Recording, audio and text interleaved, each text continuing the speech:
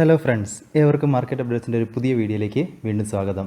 ഇന്ന് വീണ്ടും നോക്കിക്കഴിഞ്ഞാൽ മാർക്കറ്റ് നല്ലൊരു ഫ്രഷ് ഹൈ ക്രിയേറ്റ് ചെയ്തുകൊണ്ടാണ് ഇന്ന് എൻഡായിരിക്കുന്നത്. റെക്കോർഡ് ഹൈയിലേക്കാണ് മാർക്കറ്റ് പോയിക്കൊണ്ടിരിക്കുന്നത്.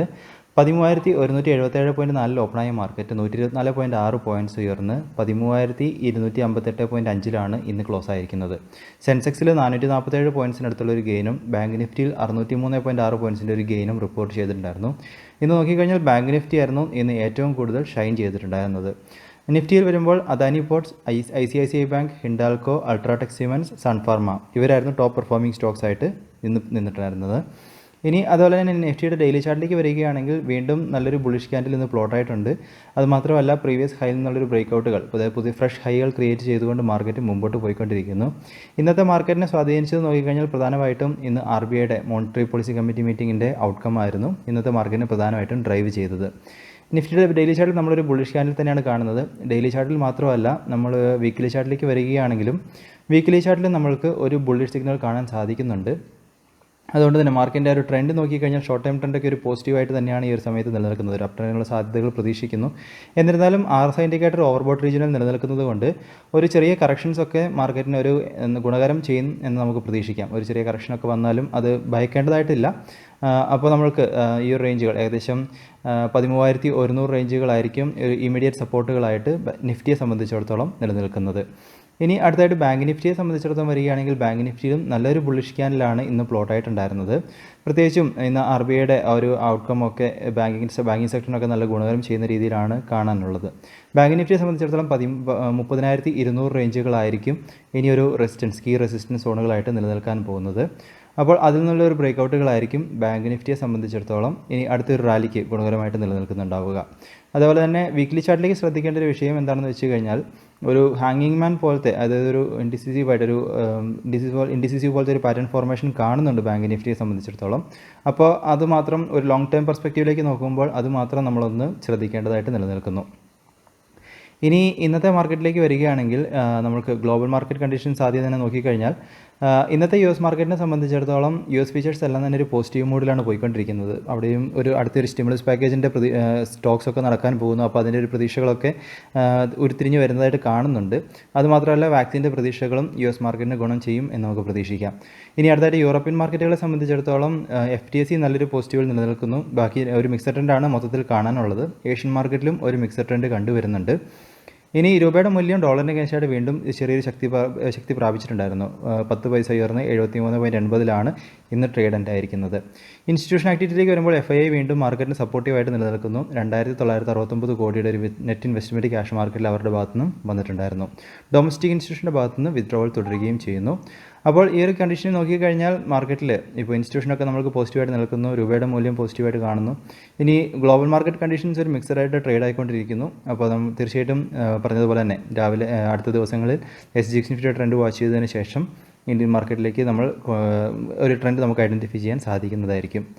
ഇനി അടുത്തതായിട്ട് നമ്മൾക്ക് കുറച്ച് സ്റ്റോക്കുകളിലേക്ക് വരികയാണെങ്കിൽ നമ്മൾ ആദ്യമേ പറഞ്ഞ ടാറ്റ കെമിക്കൽസിനെ സംബന്ധിച്ചിടത്തോളം വീണ്ടും റാലികൾ തുടരുന്നു. ഇന്ന് നല്ലൊരു ബുള്ളിഷ് സിഗ്നലായിരുന്നു ഈ ഒരു സ്റ്റോക്കിൽ പ്ലോട്ടായിട്ടുണ്ടായിരുന്നത്.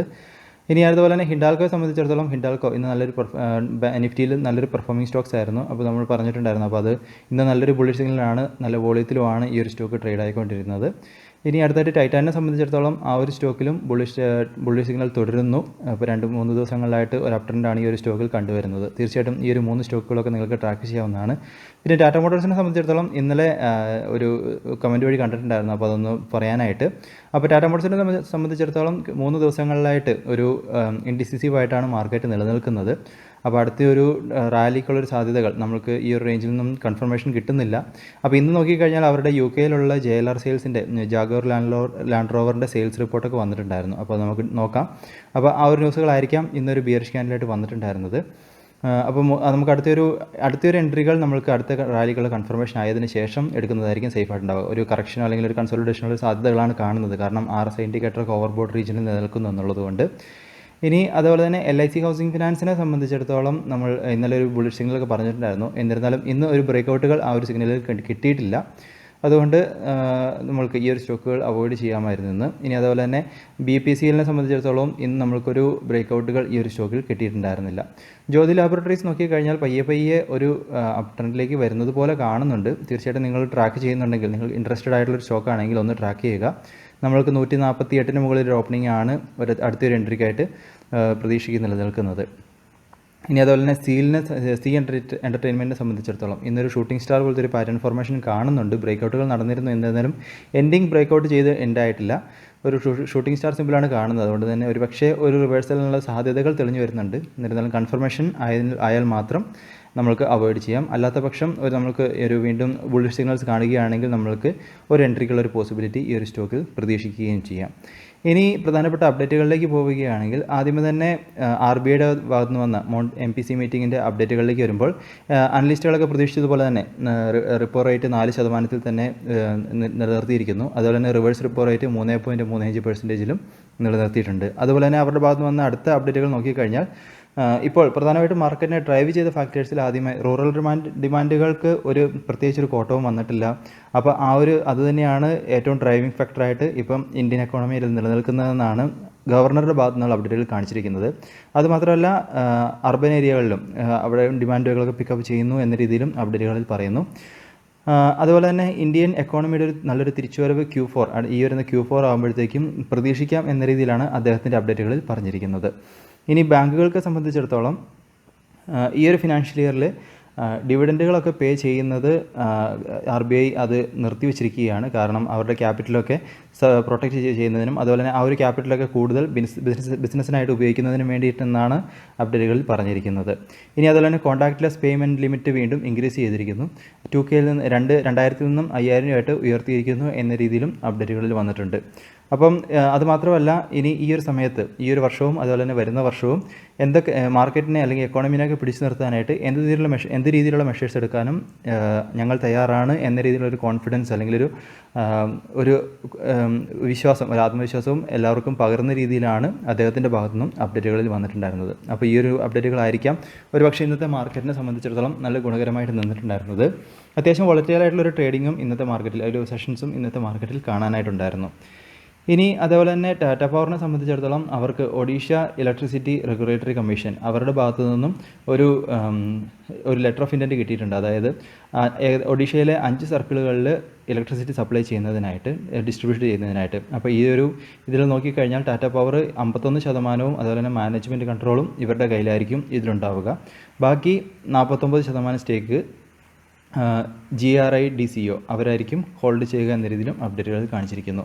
ഇനി അതുപോലെ തന്നെ ഇപ്പോൾ ബർഗർ കിങ്ങിൻ്റെ IPO ഇന്ന് ക്ലോസ് ആയിരിക്കുന്നു. അത് തുടർന്ന് ഇന്ത്യൻ റെയിൽവേ ഫിനാൻസ് കോർപ്പറേഷൻ അവരും ഈ ഒരു മാസം ഏകദേശം 4600 കോടിയുടെ IPO ആയിട്ട് വരാൻ പോകുന്നു എന്നൊരു ന്യൂസ് അപ്ഡേറ്റുകൾ എക്കണോമിക് ടൈംസിൽ വന്നിട്ടുണ്ടായിരുന്നു. അപ്പോൾ തീർച്ചയായിട്ടും നമുക്ക് ഇതിൻ്റെ ഡീറ്റെയിൽഡ് ആയിട്ടുള്ള വിശേഷങ്ങൾ നോക്കാം. ഇനി അടുത്തതായിട്ട് ടാറ്റ മോട്ടോഴ്സിൻ്റെ നവംബർ മാസത്തെ ഓട്ടോ സെയിൽസിലേക്ക് വരികയാണെങ്കിൽ UK ജാഗുവർ ലാൻഡ് റോവറിൻ്റെ സെയിൽസിൽ 22.8% ഡിക്ലൈനാണ് വന്നിരിക്കുന്നത്. ജാഗുവറിൻ്റെ മാത്രം നോക്കിക്കഴിഞ്ഞാൽ 19.3% ഡിക്ലൈനും, ലാൻഡ് റോവറിലേക്ക് വരുമ്പോൾ 24.3% ഡിക്ലൈനും നവംബറിൽ വന്നതായിട്ടാണ് അപ്ഡേറ്റുകളിൽ കാണിച്ചിരിക്കുന്നത്. ഇനി ബർഗർ കിങ്ങിൻ്റെ IPO സംബന്ധിച്ചിടത്തോളം ഇന്ന് സബ്സ്ക്രിപ്ഷൻ വിൻഡോ ക്ലോസ് ആയിരിക്കുന്നു. ഇപ്പോൾ ലേറ്റസ്റ്റ് ആയിട്ടുള്ള റിപ്പോർട്ടുകൾ നോക്കിക്കഴിഞ്ഞാൽ 157 മടങ്ങിൻ്റെ സബ്സ്ക്രിപ്ഷനാണ് വന്നതായിട്ട് കാണിച്ചിരിക്കുന്നത്.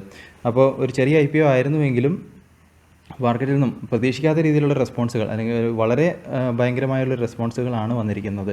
അപ്പോൾ നമ്മൾക്ക് കിട്ടാനുള്ള ഒരു പ്രോബബിലിറ്റീസ് പറയാൻ സാധിക്കത്തില്ല. അപ്പോൾ നിങ്ങൾ അപ്ലൈ ചെയ്തിട്ടുണ്ടെങ്കിൽ പ്രതീക്ഷിക്കുക. അപ്പോൾ നമുക്കൊരു ലിസ്റ്റിംഗ് ഗെയിനും അതുപോലെ തന്നെ ലോങ് ടൈമിലേക്കുള്ളൊരു ഗെയിനും സാധ്യതകൾ ഈ ഒരു IPOയിൽ പ്രതീക്ഷിക്കുന്നുണ്ട്. കാരണം ഗ്രേ മാർക്കറ്റിലെ പ്രീമിയം ഒക്കെ നല്ല രീതിയിൽ പോയിക്കൊണ്ടിരിക്കുന്നു, 40%-ഒക്കെ മുകളിൽ കാണുന്നു. അപ്പം കിട്ടിക്കഴിഞ്ഞാൽ ഒരു ഭാഗ്യം എന്ന് നമുക്ക് പറയാം. അടുത്തതായിട്ട് നിറ്റ്കോയെ സംബന്ധിച്ചിടത്തോളം അവരുടെ നവംബറിലെ സെയിൽസിൽ 21% വർധനവ്, ടൈൽ സെയിൽസിൽ 21% വർധനവ് ഉണ്ടായി എന്ന രീതിയിൽ കാണിച്ചിരിക്കുന്നു ഒക്ടോബർ മാസത്തെ അപേക്ഷിച്ച്. അപ്പോൾ തീർച്ചയായിട്ടും ഈ ഒരു സ്റ്റോക്കിനെ നിങ്ങളൊന്ന് ട്രാക്ക് ചെയ്യുക, കണ്ടെത്തുന്ന കാര്യങ്ങൾ തീർച്ചയായിട്ടും അറിയിക്കുക. ഇനി അതുപോലെ തന്നെ കാഡിലയെ സംബന്ധിച്ചിടത്തോളം അവർക്ക് DCGIൻ്റെ ഭാഗത്തു നിന്നും കൊറോണയുടെ വാക്സിനുള്ള ഫേസ് 3 ട്രയലിനുള്ള അപ്രൂവൽ കിട്ടിയിരിക്കുന്നു. അപ്പോൾ ഇവർക്കൊരു പോസിറ്റീവ് ന്യൂസ് ആയിട്ട് പ്രതീക്ഷിക്കാം. ഇനി അതുപോലെ തന്നെ സെപ്റ്റംബർ മാസത്തിലെ ടെലികോം ഡാറ്റ ഇന്ന് അപ്ഡേറ്റ് ആയിട്ടുണ്ടായിരുന്നു. അപ്പോൾ അതിൽ നോക്കിക്കഴിഞ്ഞാൽ 4 വർഷത്തിന് ശേഷം എയർടെൽ ജിയോയിനെ കടത്തി വെട്ടി വന്നിരിക്കുകയാണ്. അപ്പം ഈ ഒരു മാസം സെപ്റ്റംബർ മാസം നോക്കിക്കഴിഞ്ഞാൽ റിലയൻസ് ജിയോയ്ക്ക് 14.61 ലക്ഷം സബ്സ്ക്രൈബേഴ്സിനെയാണ് ആഡ് ചെയ്യാൻ സാധിച്ചിരിക്കുന്നത്. അപ്പോൾ അതിനു മുമ്പ് ഓഗസ്റ്റ് മാസത്തിൽ നോക്കിക്കഴിഞ്ഞാൽ 35 ലക്ഷത്തിന് മുകളിൽ സബ്സ്ക്രൈബേഴ്സ് അവർക്ക് ആഡ് ചെയ്യാൻ സാധിച്ചിട്ടുണ്ടായിരുന്നു. എയർടെല്ലിൽ ശ്രദ്ധിച്ചു കഴിഞ്ഞാൽ അവർക്ക് സെപ്റ്റംബറിലേക്ക് വരുമ്പോഴത്തേക്കും 37.79 ലക്ഷം സബ്സ്ക്രൈബേഴ്സിനെ ആഡ് ചെയ്യാൻ സാധിച്ചു. ഓഗസ്റ്റിൽ അത് 32 ലക്ഷമായിരുന്നു. അപ്പം അത് നോക്കിക്കഴിഞ്ഞാൽ റിലയൻസിനെ കടത്തി വെട്ടി എയർടെൽ വന്നിരിക്കുന്നു എന്നുള്ളത് എയർടെലിന് ഒരു പോസിറ്റീവ് ന്യൂസ് ആയിട്ട് പ്രതീക്ഷിക്കുന്നു. ഇനി അതുപോലെ തന്നെ വോഡാഫോണിനെ സംബന്ധിച്ചിടത്തോളം അവർക്ക് സബ്സ്ക്രൈബേഴ്സിനെ വീണ്ടും ലോസ് തന്നെയാണ് വന്നിരിക്കുന്നത്. 46.53 ലക്ഷം സബ്സ്ക്രൈബേഴ്സിനെ അവർക്ക് ഈ ഒരു സെപ്റ്റംബർ മാസം ലോസ് ആയിരിക്കുന്നു. ഇനി ജുൻജുൻവാലയെ സംബന്ധിച്ചിടത്തോളം അദ്ദേഹം NCCയിൽ അദ്ദേഹത്തിൻ്റെ വൈഫും ഏകദേശം സ്റ്റേക്ക് വീണ്ടും ഇൻക്രീസ് ചെയ്തിട്ടുണ്ട്. 13.7% സ്റ്റേക്കാണ് ഈ ഒരു കമ്പനിയിൽ ഇപ്പോൾ ഇവർ ഹോൾഡ് ചെയ്യുന്നത്. നോക്കിക്കഴിഞ്ഞാൽ കഴിഞ്ഞ കുറേ ദിവസങ്ങളിലായിട്ട് ഈ ഒരു സ്റ്റോക്കിൽ നല്ലൊരു റാലി കണ്ടുവരുന്നുമുണ്ട്. അപ്പോൾ നമ്മൾ തീർച്ചയായിട്ടും ഈ ഒരു സ്റ്റോക്കിനെ നിങ്ങളൊന്ന് നിങ്ങളുടെ റഡാറിൽ വെക്കുന്നത് നല്ലതായിരിക്കും. ഇനി അതുപോലെ തന്നെ ഗ്രാനുവൽസിനെ സംബന്ധിച്ചിടത്തോളം അവർക്ക് US FDA ഭാഗത്തു നിന്നും ഒരു ഡ്രഗിനുള്ള അപ്രൂവൽ കിട്ടിയിരിക്കുന്നു. അതുപോലെ തന്നെ HDFC ബാങ്കിനെ സംബന്ധിച്ചിടത്തോളം നമ്മൾ കഴിഞ്ഞ ദിവസം കണ്ട വാർത്തയായിരുന്നു അവർക്ക് RBI ഭാഗത്തു നിന്ന് ക്രെഡിറ്റ് കാർഡിനൊക്കെയുള്ളൊരു വിലക്കുകൾ വന്നിരിക്കുന്നു എന്നുള്ളത്. അപ്പം അവർക്ക് നവംബറിൽ നടന്നൊരു ഔട്ടേജാണ് IT ഔട്ടേജാണ് പ്രധാനമായിട്ടും കാരണമായിട്ട് കാണിച്ചിരിക്കുന്നത്. അപ്പോൾ അതൊന്നും HDFCൻ്റെ ഭാഗത്തു നിന്നും ലേറ്റസ്റ്റ് ആയിട്ടുള്ള കമൻട്രികൾ നോക്കിക്കഴിഞ്ഞാൽ അവരുടെ IT സ്ട്രക്ചറിനൊക്കെ വീണ്ടും സ്ട്രെങ്തൻ ചെയ്യാനുള്ള മെഷേഴ്സൊക്കെ എടുത്തുകൊണ്ടിരിക്കുന്നു എന്ന രീതിയിലൊരു അപ്ഡേറ്റുകൾ കൊടുത്തു. അതുമാത്രമല്ല CLSA അവർക്ക് ഒരു ബൈ റേറ്റിംഗും അതിൽ തന്നെ 1700 രൂപ ടാർഗറ്റ് പ്രൈസായിട്ട് ഫിക്സ് ചെയ്തിട്ടുമുണ്ട്. അപ്പോൾ ഇന്നൊരു തിരിച്ചുവരവ് ഈ ഒരു സ്റ്റോക്കിൽ കാണാനായിട്ടുണ്ടായിരുന്നു. ഇനി അതുപോലെ തന്നെ മാരിക്കോയെ സംബന്ധിച്ചിടത്തോളം അവർ സഫോളോ മീൽ മേക്കർ സോയ ചങ്ക്സ് അത് അവർ ലോഞ്ച് ചെയ്തിരിക്കുന്നു. അപ്പോൾ അവരൊരു പ്രോട്ടീൻ കാറ്റഗറിയിലേക്ക് ആ ഒരു ബിസിനസ്സിലേക്ക് ഇറങ്ങാനുള്ള ലക്ഷ്യം വെക്കുന്നു എന്ന രീതിയിലാണ് ഇത് കാണാനുള്ളത്. അപ്പം ഈ ഒരു ബിസിനസ്സൊക്കെ അതുപോലെ തന്നെ ഇവരുടെ ഡീറ്റെയിൽഡ് ഈ ഒരു റിപ്പോർട്ടുകളൊക്കെ നിങ്ങൾക്ക് വരുന്ന ക്വാർട്ടറുകളിൽ ട്രാക്ക് ചെയ്യാം. അപ്പോൾ നമുക്ക് അതേ തുടർന്ന് ഈ ഒരു ബിസിനസ്സുകളൊക്കെ അവർക്ക് എങ്ങനെ ഗുണം ചെയ്യുന്നു നമുക്ക് നോക്കാം. അപ്പോൾ ഇതൊക്കെയാണ് ഇന്നത്തെ പ്രധാനപ്പെട്ട അപ്ഡേറ്റുകളായിട്ട് പറയാനുള്ളത്. അപ്പോൾ നമ്മൾക്ക് വരുന്ന ദിവസങ്ങളിൽ കൂടുതൽ സ്റ്റോക്കുകളെ കുറിച്ച് ട്രാക്ക് ചെയ്യാം. അപ്പോൾ തീർച്ചയായിട്ടും ഈ ഒരു സ്റ്റോക്കുകളൊക്കെ നിങ്ങളുടെ ഭാഗത്ത് നിന്ന് അനാലിസിസ് നടത്തുക. നിങ്ങൾ കണ്ടെത്തുന്ന കാര്യങ്ങളൊക്കെ തീർച്ചയായിട്ടും അറിയിക്കുക. അപ്പോൾ നിങ്ങൾക്കുള്ള അഭിപ്രായങ്ങളും നിർദ്ദേശങ്ങളും മറക്കാതെ അറിയിക്കുക. പുതിയ വീഡിയോസായിട്ട് നമുക്ക് വീണ്ടും കാണാം. അതുവരെ this is Tony signing off.